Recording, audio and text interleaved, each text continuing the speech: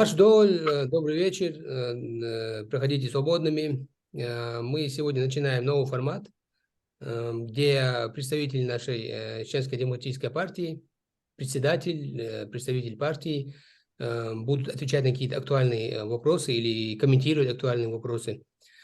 Сегодня с нами Хусейн Исханов и Роман Музи.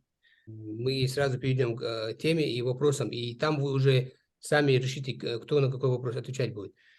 Итак, мой первый вопрос из актуальных – это что с Кадыровым и как вы считаете, умер он, нет, или скрылся?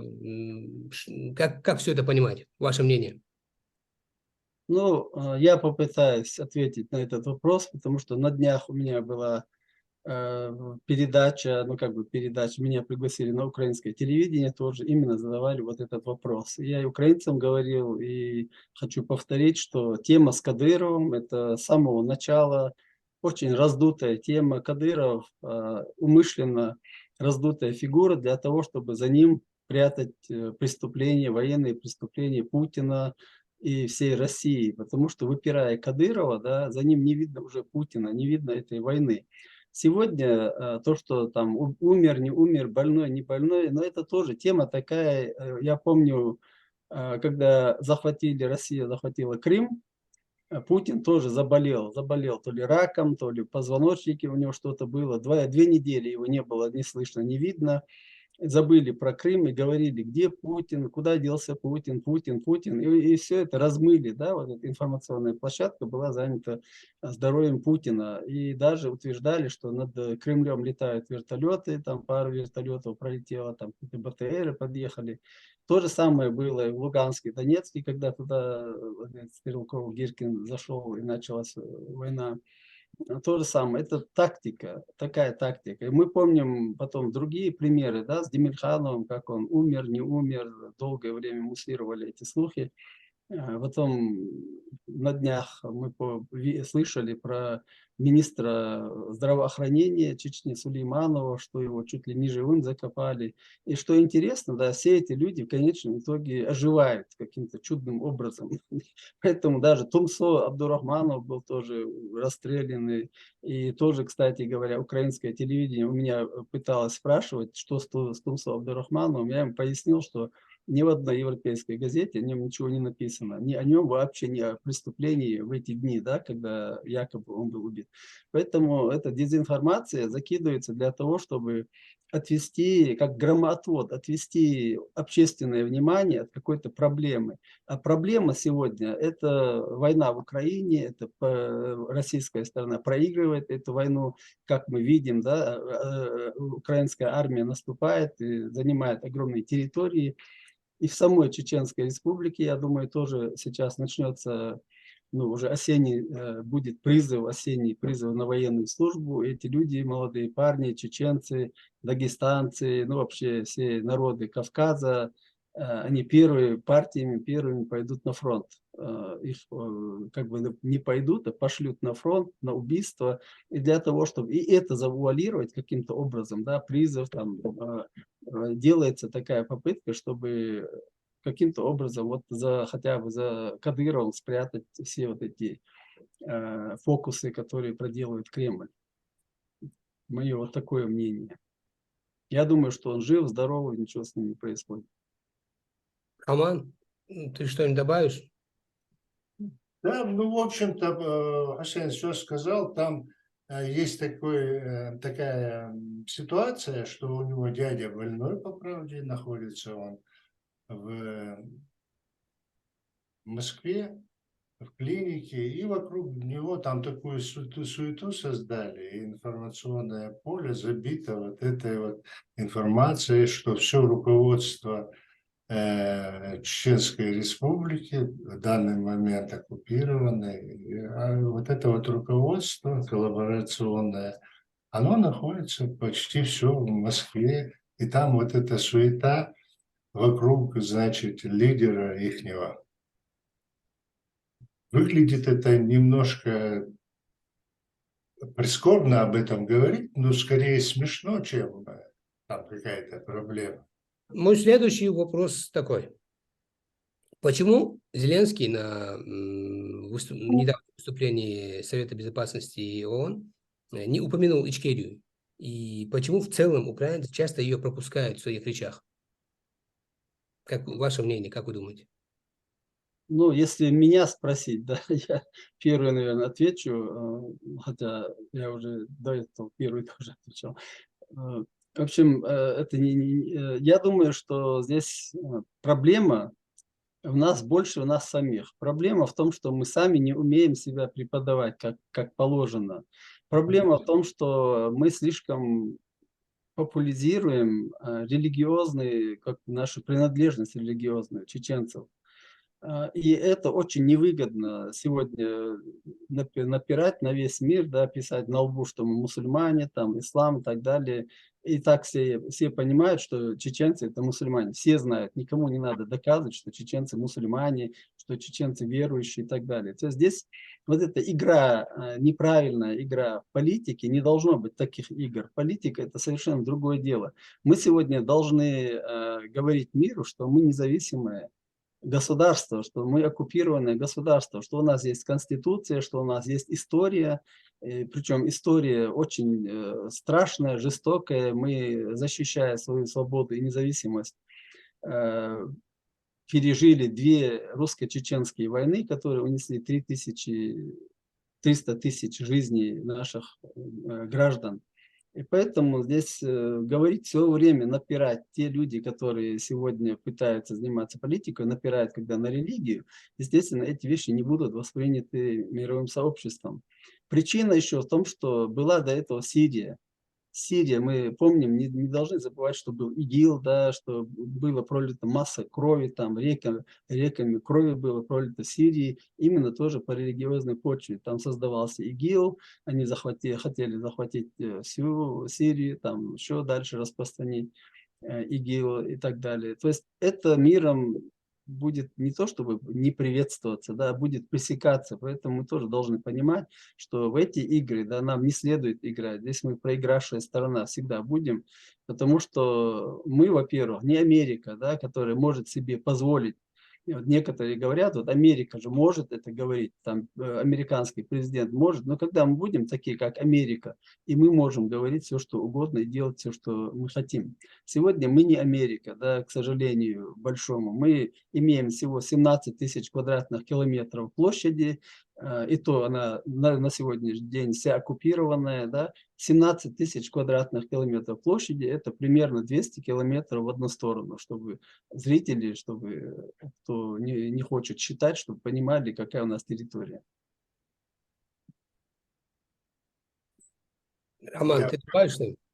Пару слов добавлю по поводу того, что уже отметил Хусейн, в силу того, что наши некоторые представители, блогеры и представляющие нашу нацию, как там руководители Ичкерии, они, в общем-то, как-то выглядят и даже физически что-то представляют собой. И декларация ихняя, все время речь идет о каком-то исламском государстве, и вокруг этого иногда термины меняются, иногда там говорят о различных формах и так далее. Но фактически у нас демократическое государство, и Конституции все это проговорено, все это четко прописано. И вот эту вот Конституцию пытаются некоторые представители нашей национальности, выступающие на публику от имени нации, пытаются преподнести видоизмененной, ну, в общем-то, незаконно измененной. Вот поэтому, естественно, реакция всех общественных организаций, политических партий, и стран, и руководств стран, естественно, будут соответственно. Никого не привлекает то, что, во-первых, Да? как сказал Хусейн, страна оккупирована, во-вторых, хотят не восстановить страну, а создать какое-то новое формирование, значит, с каким-то религиозным уклоном и так далее. А там есть еще и радикальные высказывания некоторых товарищей, которые вообще не красят, а вообще льют на мельницу наших врагов. В общем, такая ситуация. То есть, если я правильно понял, это потому что Зеленский не хочет как бы становиться на сторону или поддерживать какие-то религиозные начинания или какую-то постройку религиозных государств, и поэтому лишний раз не связывается. Ну, как минимум, если тут сомнительное какое-то государство, вообще неизвестно, чего люди хотят. То они говорят об одном, то о втором, то о третьем. А это же представители одной и той же маленькой республики, которую только что Хусейн упомянул о территориальных размерах наших. И о количестве, мы по количеству миллион, там, 1,5 миллиона населения. Это же маленькая страна. Ну, реально, кому интересно отстаивать ваши интересы, если вы сами не можете сформулировать, чего вы хотите? Но я бы дополнил здесь, знаешь, я бы дополнил еще, это не только Зеленский, да, при Порошенко то же самое было. Тогда не было вот этого радикальных наших разговоров, еще не было такой, как бы, такого направления. Я хотел бы еще упрекнуть самих украинцев тоже в том, что они сидят еще на волне русской пропаганды. Это очень страшная пропаганда, когда нас они называли террористами, бандитами и так далее. Вот это у них где-то в голове засело. И когда они видят людей, похожих на тех, которые русские СМИ описывали, или там русские информационные описывали, да, в своих там новостных этих каналах, и когда человека, которого ты видишь, он похож на то, что ты слышал, конечно, тут у тебя возникает вот такой диссонанс, да.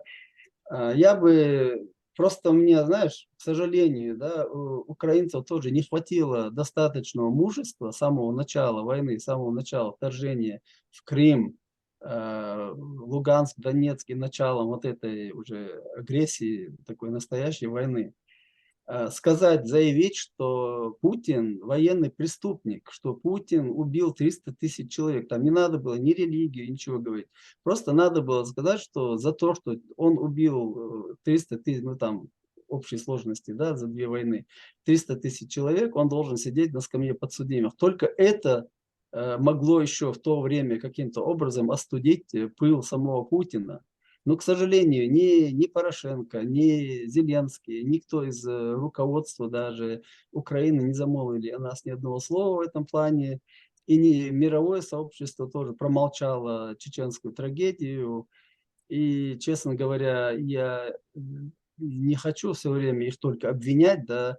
Я тоже признаю, что это и наша вина, это и наша недоработка наших политиков, недоработка наших журналистов, наших писателей, поэтов, музыкантов. Эти люди, творческие люди, интеллигенция чеченская, если она вообще в мире существует, она должна была заниматься этой работой, должна была рассказывать на весь мир, трубить где только возможно о чеченской трагедии. Но это, к сожалению, не произошло, потому что все посчитали, что сидеть молча, да, лучше переждать и выжить, чем бороться и погибнуть. Но это неправильная позиция этими людьми занятая, потому что только в борьбе можно победить.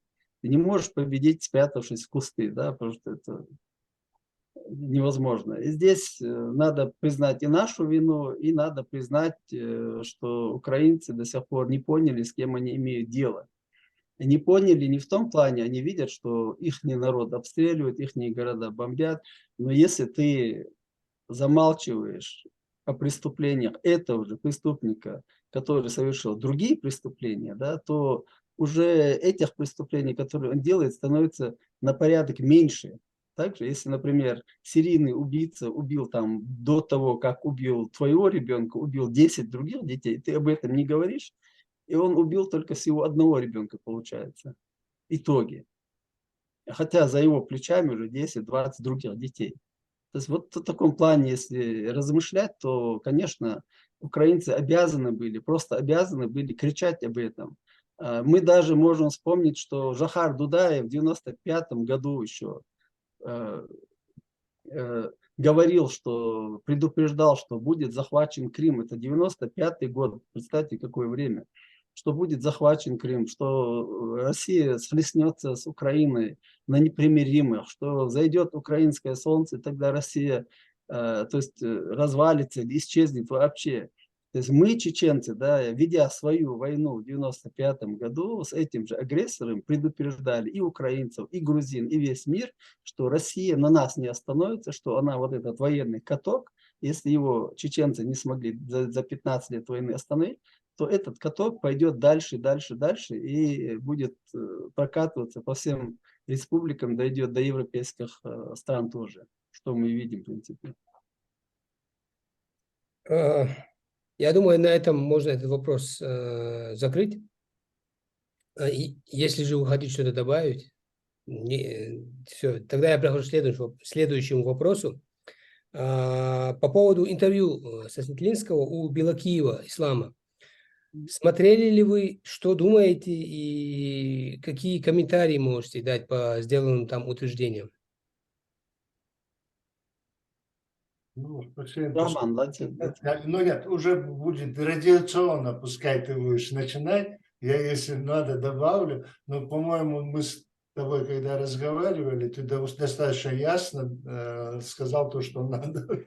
Сейчас. Ну, я, честно говоря, думаю, что уровень Сосветлинского и Белокиева, да, не настолько высок, чтобы мы могли рассуждать об этих людях, о их разговорах, о их мнении. Оно нас не интересует. Это представитель Дагестана Сосветлинский и представитель Ингушетии Белокиев должен заниматься проблемами своего народа, а не лезть в наши проблемы и не мутить здесь, да, не разводить какие-то сплетни, какие-то разговоры, пусть занимаются своим делом. Здесь чеченский народ вполне в состоянии сам разобраться в своих проблемах, решить свои проблемы. Исторически вот навязывание вот этого, да, фактора религиозного постоянно со стороны, с дагестанской стороны, обычно это было у нас. И всегда мы платили огромной кровью за это дело, да. В итоге те люди, которые нам приносили эту беду, они оставались живыми, а наш народ погибал. То есть и в эти две войны такие же факторы там прослеживаются, особенно во Вторую войну. И мы просто предупреждаем и наше население, и наш народ, что мы не должны способствовать, чтобы развязалась третья русско-чеченская или какая-то другая война, которая вообще захлестнет остальное население, которое у нас еле-еле выжило за две русско-чеченские войны. Очень страшно, страшное горе пережил наш народ, и надо нам пытаться его просто сохранить. А сохранить его можно теми методами, о которых мы говорим, да, только построив демократическое государство по Конституции, по первой Конституции 92 года, без каких-либо поправок и незаконных поправок. То есть то, что было при Джохаре Дудаеве, с чего начиналась наша государственность. Вот мы все должны прийти к этому пункту и оттуда начать свою деятельность дальше. Роман, ты добавишь? Тут достаточно исчерпывающе сказано, что эти персоны не стоят внимания по отношению к целой нации, решать за нас. Я понимаю, если бы они представляли бы какое-то государство или что-то собой представляли. Эти личности, они кто они такие? И потом они от имени нашей нации, в смысле и в консультантах, и в советчиках, не являясь вообще, абсолютно не представляя собой никого, ничего. Ну как, если бы они хотя бы говорили в каком-то созидательном русле, они деструктивные, предлагают нам деструктивные вещи, и как их слушать, зачем? Два иностранца предлагают нам, по сути, два иностранца предлагают нам построить государство, которое делают они это потому, что знают, не знают, они, в смысле, заведомо зная о провале, не зная, делают они это, непонятно, но ситуация складывается такая.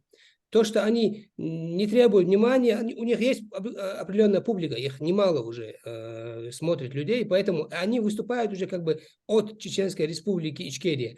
Именно поэтому, именно поэтому я говорю, они не представляют. Дело в том, что когда ты говоришь, они иностранцы по отношению к нашему государству, они представители и граждане того государства, которое воевало, убило наших 300 тысяч, 42 тысячи из которых дети несовершеннолетние. И эти представители этого государства советуют нам построить исламское государство. Ну, постройте вы себя там, отделите свой регион, если он у вас есть. Потом посмотрим, и, может, Да, присоединимся. мы проанализируем, может быть, возьмем пример. Пока для нас это не привлекательно, потому что на опыте своей войны мы знаем, когда как все поменялось в худшую сторону и в какой последовательности. Это на нашем опыте видно даже. Этим и другим людям, которые пытаются чеченцам объяснить, что им делать, надо напоминать, что Чеченская Республика, созданное уже, имеющее свою историю государство, которое две русско-чеченские войны показало всему миру, что это государство, Чеченская Республика, ее народ способен защитить. Поэтому всем этим любителям переформатирования, что ли, нашего государства, хотелось бы именно напоминать об этом. Нам не надо строить никакое новое государство, нам не надо сочинять ничего нового. У нас есть государство, у нас есть конституция, государство. Надо просто всех научить, в том числе и наш народ научить, и всех политиков, и горе-политиков, и люди, которые около политики крутятся, да, всех научить уважать Конституцию Чеченской Республики Ичкерия. Как только мы научимся и сами, и научим других, или заставим других соблюдать Конституцию, у нас будет порядок и гармония. По-другому государство не может строиться. Все, кто против суверенитета Чеченской Республики, против ее независимости говорит, в каком бы они ключе это ни говорили, это преступники, так их надо называть. Они совершают преступления, они пытаются нашу независимость, да, наш суверенитет ликвидировать, что ли, другими методами, не военными методами, политическими, религиозными, всякими. Поэтому для меня эти люди однозначно являются преступниками. Там еще такая деловая мысль прозвучала, просто мне надо ее озвучить, просто мне так смешно стало. Он говорит, Сосветлинский, Умар, да, его зовут? Он говорит, я тоже не знаю, он говорит, что вот база есть, она у вас конституция, у вас уже построена есть, надо на ней строить уже, ну уже исламское государство как бы. То есть, ну, я комментировать даже не хочу, но вот это высказывание, мне интересно, он сам понимает, насколько оно наглое, насколько оно ну, скажем так, не к нам, да? Да, здесь еще, говоря об этих двух республиках, да, надо упомянуть, что Ингушетия добровольно вошла в состав Российской Федерации. И сегодня ингушский народ не готов еще, абсолютно не готов, и мы не видим, что они готовы создать свое независимое государство. Дагестанцы то же самое. Я вообще не слышал от дагестанцев, даже от ребят, которые воевали в рядах чеченского сопротивления, даже в 1994-1995 году, что Дагестан готов отделиться от Российской Федерации. Вообще никогда не слышал. Даже я задавал эти вопросы людям, которые у нас были в ополчении из Дагестана. Они говорили, что мы не можем от России, потому что у нас там 30 с чем-то национальностей, и мы между собой передеремся. То есть Россия там, оказывается, их удерживает на цепи, чтобы они не подрались между собой, не делили земли и так далее. Нам здесь в этом плане, да, нам, чеченцам, ничего придумывать не надо. У нас есть государство, эти люди должны думать о том, как создать свое государство. Единственное, что мы можем, помочь им советом, да, помочь не военным путем, но советом, помощью, возможной помощью, чтобы они тоже пришли на тот путь, на котором основали мы государство. В интернете в последнее время проскакивают такие тезисы, что наши войны были религиозными войнами. Как вы можете это прокомментировать? Ну, я вот как участник войны, да, я просто, Роман, я понимаю, что ты хотел сейчас сказать, но я просто не выдержал. Я как участник войны, как человек, который еще до того, как началась война, был в рядах вооруженных сил, работал в главном штабе еще до начала 1994 года в войне, еще когда была оппозиция, так называемая московская, да, которым давали танки, и они 2 раза пытались атаковать город Грозный. То есть никакого там вообще движения в сторону религии вообще не было. Это было чисто русские попытались создать переворот, совершить переворот внутри нашего государства путем поиска разной агентуры своей, вооружил их танками, пулеметами, авиацией даже и так далее. Потом туда Одна реплика. Даже не вооружив, а свои войска Я вот, да, якобы... я там дальше хотел сказать, что с участием Таманской и Кантемировской дивизии, да, на танках с офицерами, которые попали в плен и которые мы показывали потом в плену, вот они хотели сделать переворот, сместить Джохара Дудаева и поставить своего какого-то человека, как они это в Афганистане сделали, как они пытались в Грузии сделать. Ну, так, как они в Украине сейчас пытались Порошенко убрать, другого поставить. То есть вот эта практика, да, России, смена власти. У них, когда это не получилось, они попытались тогда военным путем агрессии, прямой агрессии. Первая война продолжалась, как мы помним, 2 года. За эти 2 года ничего там абсолютно в религиозном плане ничего не было. Да, наши молодые ребята повязывали зеленые повязки и кричали «Аллаху Акбар», но тогда «Аллаху Акбар» было как приветствие. «Аллаху Акбар» было как пароль. Пароль, чтобы показать, вот, например, когда мы переходили улицу, где-нибудь простреливаемую улицу, и ты в городе Грозном не знаешь, на той стороне находится враг или нет, да, или наши, или другие, мы кричали, прежде чем пройти, кричали «Аллаху Акбар», там, тогда оттуда, с той стороны, если там наши находились, кричали тоже «Аллаху Акбар», и ты по звуку понимал, что это наши. Но были попытки, когда русские тоже пытались, уже они поняли, что это наш пароль, и пытались, как русские, «Аллаху Акбар» кричать. И там, естественно, по акценту ты понимаешь, что абсолютно никто, никакого чеченца такого произношения нету. Вот это был религиозный фактор Первой войны. Другого никакого построения исламского государства или там введения шариата и так далее, ничего не было. Мы воевали, защищая наше государство, выбор нашего народа, вот конституцию, которая, в принципе, являлась выбором нашего народа. Вот это была вот такая война, именно национально-освободительная война от русской агрессии. Так ее надо называть. Роман, ты хотел добавить? Ну, если говорить о второй, там какие-то различия же были в Первой войне, вот о патриотизме, о всенародном, значит, противостоянии Хусейн уже сказал, а во Второй войне она была, придали ей религиозный характер, потому что, по правде, на протяжении нескольких лет из Москвы тоннами поступала религиозная литература на нашу территорию, на русском языке. Русский язык у нас в республике доминировал на протяжении всей советской власти. И государственным язык чеченский, в общем-то, стал только вот в течение 3 лет. И параллельно с русским, тоже, который был государственным вторым языком.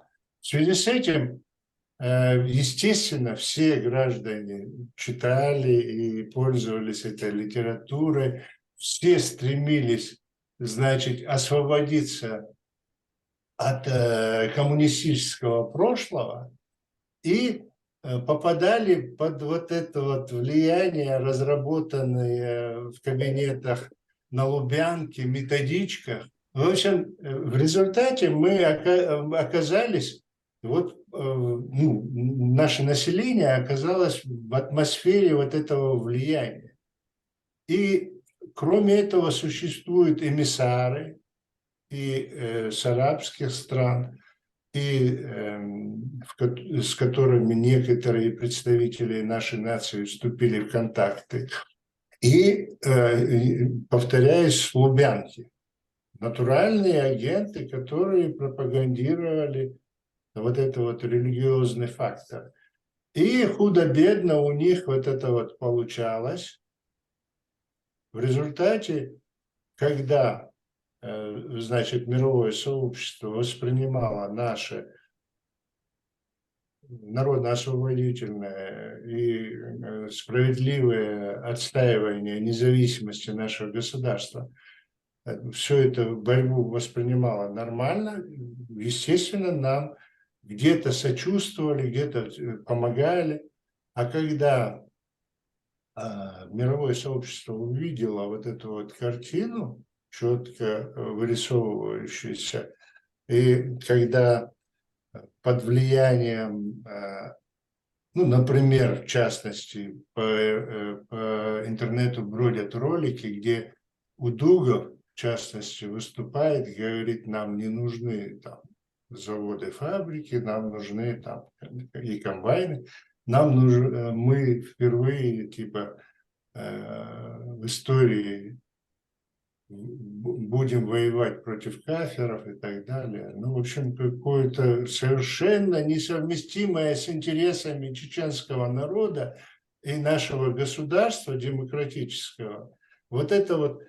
А это все же, вот мы увидели эти ролики только через несколько лет. Вот после всего этого, после войны.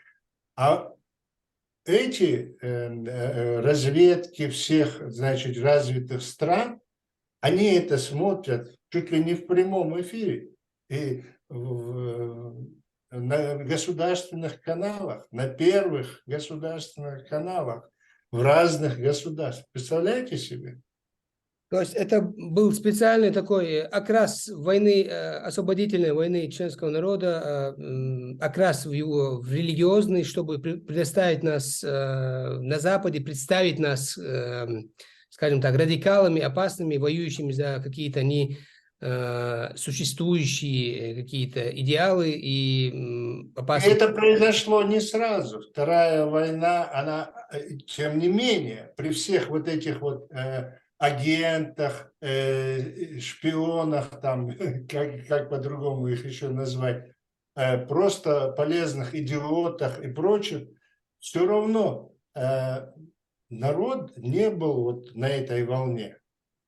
И это произошло только ярко выражено против, значит, интересы других государств, ярко, значит, пропали к нам после 11 сентября, когда произошло это событие, значит, в Нью-Йорке, а параллельно с этим Путин выступал, ну, он готовил эти взрывы, вот эти вот рязанский сахар, все это в прошлом. И вдруг здесь новая волна, и он так четко использовал это в своих речах, и у него получилось. Если люди... Ему помогли, значит, эти агенты, как их назвать еще по-другому, все, что способствовало приданию имиджа религиозного вот тому движению, той борьбе за нашу независимость, там люди вообще... Некоторые даже молиться не умели, а постепенно превратилось это в религию, ну, понятно. Путин очень аккуратно бросил нас под этот поезд мировой войны против терроризма. То есть он заготавливал это и знал очень прекрасно, что в такой обвертке мы Западу не нужны, никто не поддержит. Через агентов это было все подготовлено, и в нужный момент есть речь, где он выступает на Западе и говорит, там, они вас тоже кефирами называют, там, все такое, они после нас на вас пойдут. И да, эта религиозность была предана этой войне специально, чтобы она сыграла против нас. А как... Я бы, знаешь, добавил бы, Сухо, здесь одну вещь, да, добавил бы здесь, что вот я вначале сказал, что была попытка переворота, да, смена режима, смена власти Чеченской Так оно и Республики. было. Если у них это не получилось, они агрессию полную вели. Там тоже не получилось, потому что во первой русско-чеченской войне мы выиграли, выгнали русских, армию всю выставили оттуда. И потом задача была, как же все-таки нас сломить. И вот это вот, как сломить, получилось через исламизацию, через радикализацию. Нас радикализировали умышленно, как мы это сейчас и вы вдвоем говорите, через литературу, через все это дело. Я вот опять-таки в эту войну тоже участник и второй войны, был членом оперативного управления. Я прекрасно помню, что у нас абсолютно мы не могли создать единое управление нашими войсками. Потому что вот были амиры, кумиры, еще какие-то там названия, да, и никто никому не хотел подчиняться. Никто не хотел подчиняться главнокомандующему, президенту Аслану Масхадову, никто не хотел подчиняться оперативному штабу, генеральному штабу. В общем, все шло как на самотек, да, каждый пытался от себя что-то лепить. И мы пытались заткнуть какие-то участки, где русские могли прорвать, но не могли найти людей, потому что там командира нет, амира нет, а мы не можем без амира. И причем, что надо сказать, что вот это движение во Второй русско-чеченской войне абсолютно не поддержал наш народ, нашу армию, ну, армию, состоящую из амиров и джамаатов, наш народ не поддержал. Если мы помним, в Первую русско-чеченскую войну все мы, все, кто воевал, кто носил оружие, все буквально, весь народ участвовал в этой войне против России. Буквально весь народ, и дети, и женщины, и все кормили наших воинов, поили, стирали вещи, там что-то доставали, ночевали у людей. То в эту войну уже картина была совершенно иная. Народ отверг вот это движение джамаат, этот радикализм, потому что уже в эту войну невозможно было в село зайти, да, невозможно было где-то у кого-то переночевать. Это было очень уже сложно. Поэтому, как ты правильно говоришь, Путин буквально все проанализировал, и не только Путин, его Светлубянка проанализировала, как нас победить, что нас победить можно только через религию, с помощью религии или посредством религии, что уже в нашей истории мы знаем, там, как с Горской республикой было, при имаме Шамиле было, ну, и мы знаем, как они лучше нас знают, мы-то только по истории знаем. Видно, что мы не были готовы. То есть, как ты говоришь, уже несколько раз даже использовалось нами это, но мы не были готовы. Я Но хотел... мы сейчас не готовы. Мы Да, сейчас мы... не готовы. К сожалению, мы же видим, что происходит сегодня на Да, политической да. арене. Нет, ну мы должны признать, что мощные институты России работали над этим вопросом. Они не просто изучили все детали и нюансы прошедшей истории нашей, начиная с 18-го, конца 18 и 19 века, особенно период вот этой 25-летней войны непрерывной, надо подчеркнуть, крупнейшие государства не могут противостоять в столь длительный период против мощной империи. Но надо признать, что наши предки противостояли на протяжении 25-летней продолжительной стабильной войны и с большими успехами. Но в конце концов, как и сегодня, Россия, значит, отправляла на Кавказ бабы и новых нарожают. И этот процесс и тогда был. Насколько многочисленна наша нация, это, естественно, войны, это вообще какой-то процент, это понятно, да? Все это здесь, на Кавказе, присутствовало почти столько же воинских формирований по численности, сколько вся наша нация вместе с детьми, женщинами и стариками. В связи с этим, естественно, там, в конце концов, это должно было кончиться поражением, что и произошло, в конце концов. Оккупация и последствия. Мы сегодня говорим на русском языке лучше, чем на родном. Да, к сожалению. Перед тем, как перейти к следующему вопросу, я бы хотел одну цитату вспомнить нашего однопартийца из чата. Она мне очень понравилась, я ее запомнил. Мурат сказал ее. У нас забрали не религию, у нас забрали родину. Так что сейчас мы той же религии можем придерживаться, у нас все возможности есть, но у нас нету нашей родины, так что по этой легкой формуле можно вычислить, в принципе, что это были за войны, да? Следующий вопрос. Комментарии по ситуации в Нагорном Карабахе.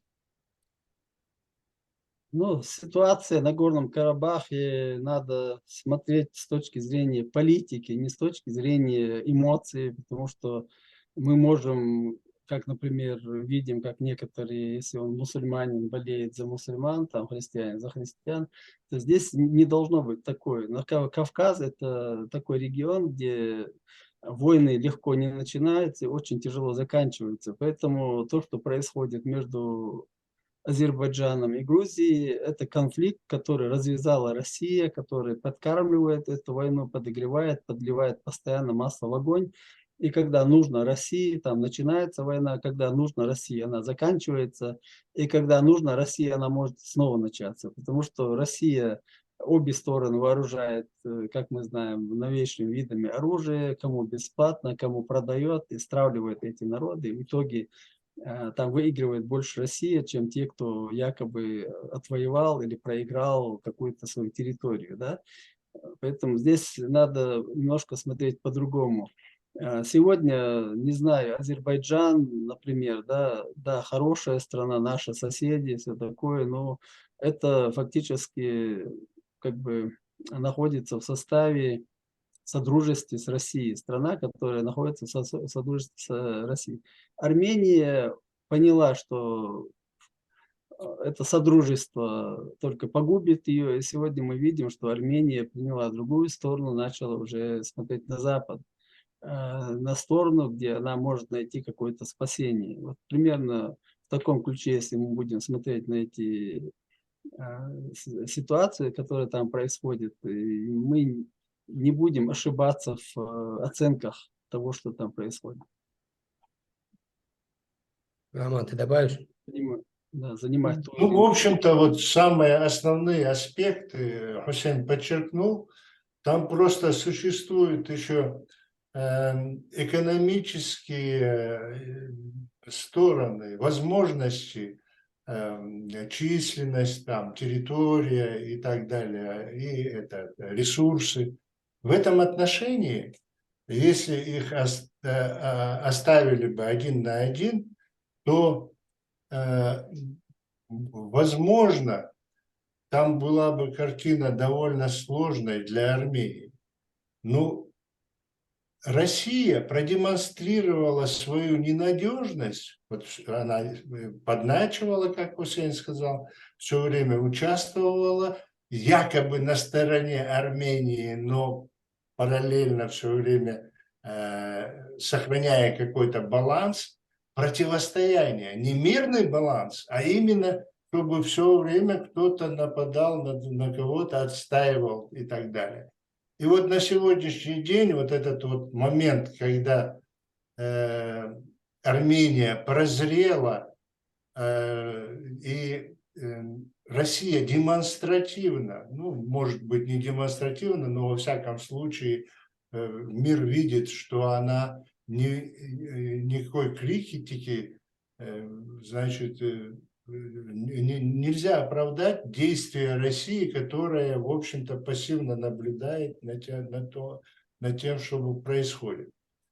Но там есть еще признанная территория, там, международным сообществом. Это не наши вопросы, по большому счету.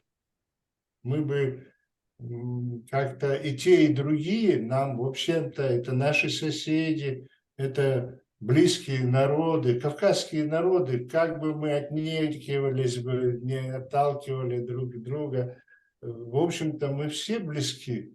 У нас много взаимоинтересов, и дай Бог, чтобы они возрастали, и дружба, чтобы и с теми, и с другими, и чтобы они между собой сдружились.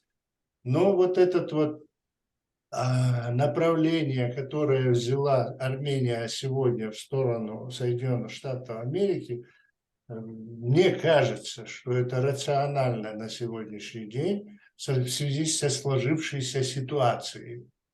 А что касается Карабаха, то я не могу судить, потому что там, в общем-то, если говорить о том, что признание территории какой-то государства принадлежит, как, это очень сложный вопрос. Это когда, как, в какой последовательности. Это очень серьезно. И именно Россия, Российская империя еще в свое время, а сегодня Российская Федерация очень много там сделала такого, чтобы не быстро этот клубок развязался.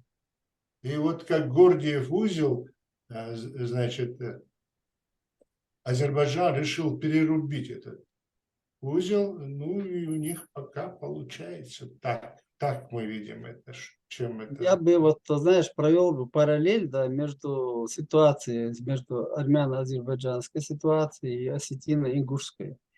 Там были вот, насколько я когда раньше разговаривал, был какое-то время, пару месяцев в Баку, когда разговаривал, эту тему обсуждали, и потом здесь даже обсуждал эту тему. Очень много было среди азербайджанцев и армян межнациональных браков, там очень много было, и жили люди семьями. Потом, когда вот эта Россия начала конфликт этот, развязала там вот эту межнациональную вражду, то многие семьи распались просто. Муж, если армянин, уехал в Армению, жена осталась здесь.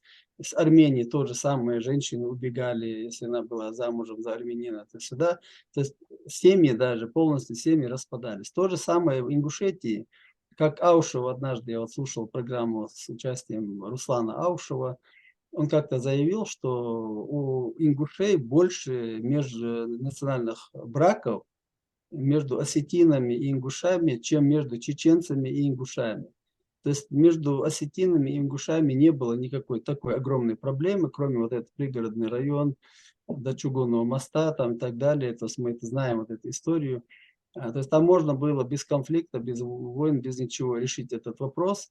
Тем более, что обе республики находятся в составе Российской Федерации, и где бы там граница ни проходила, она ни тем, ни этим не принадлежит. Она принадлежит Кремлю, да, и там, и там.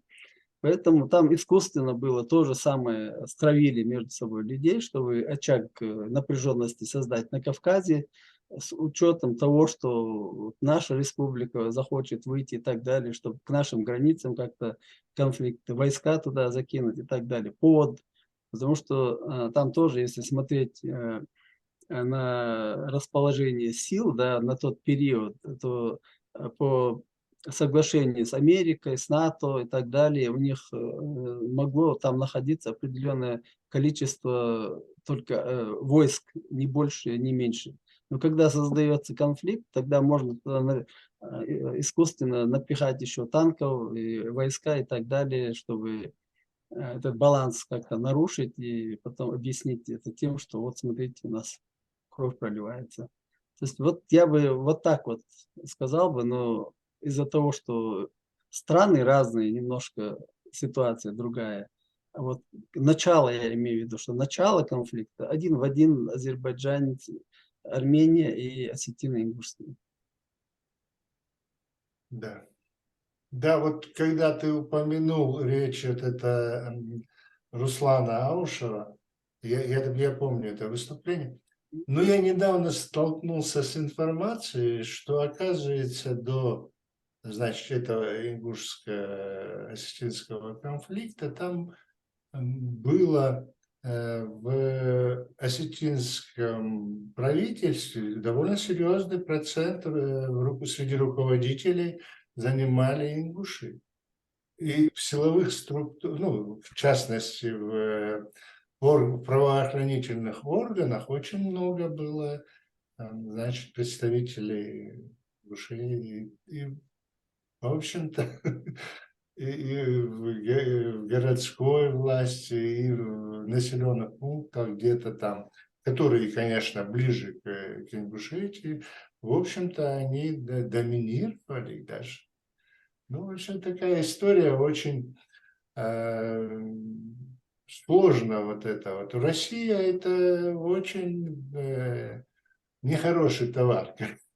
Абсолютно плохой сосед. К Да, сожалению, очень. нам достался. Постоянно где-то он вот это вот находит способ для раздоров небольших вот этих наций, которые входят в состав, ну, завоеванными, но как бы там ни было, входили в какой-то период, там, раньше, позже, и даже сегодня независимыми государствами стали, ходили в империю как завоеванные, да, и потом в Советский Союз как по наследству.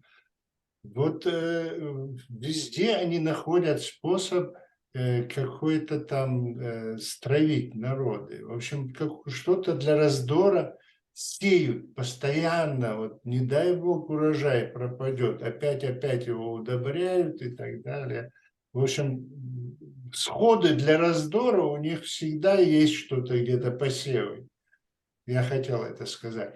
И в связи с этим, вот то, что ты сказал, там Азербайджан и Армения, там еще посевы были давно сделаны, начиная вот, там с Грибоедова и кончая сегодняшним днем, постоянно удобрялось это дело, не дай бог, они там мирно будут жить. Хотя, как ты сказал, у них были межнациональные браки, они очень хорошо жили в какие-то периоды, когда не очень активно российское руководство внимание уделяло им с Кремля и Лубянки, так скажем. Но институты эти, вот, которые следят за тем, чтобы были раздоры, работают и работают постоянно. Вот относительно нас, нашего вопроса, просто не покладая рук. Вот мощнейшая работа, постоянно, чтобы у нас были какие-то невзгоды на нашей территории. И у них получается, к сожалению. Вот в частности, вот эта карта религиозная, она, начиная с 19 века, как мы уже говорили, это, вот они ее обновляют, усиливают, укрепляют. Сегодня у них вообще эпогея, там, они достигли, по-моему, максимума, что можно выжить из этого. И в связи с этим приходится об этом говорить тоже. Хотя мы, в сущности, вся нация была в одном русле, все было, начали изучать религию из-за вот этих вот насаждений ложных там аятов и так далее, хадисов и прочего, в общем-то. Радикализации, целенаправленной радикализации нашего населения. Вот в связи с этим приходится об этом говорить. У меня все с вопросами на сегодня. Я хочу поблагодарить всех зрителей за то, что смотрели нас, поблагодарить наших Хусейна и Рахмана, и призываю всех быть демократами, вступать в демократическую партию. Адык Елмес. Адык.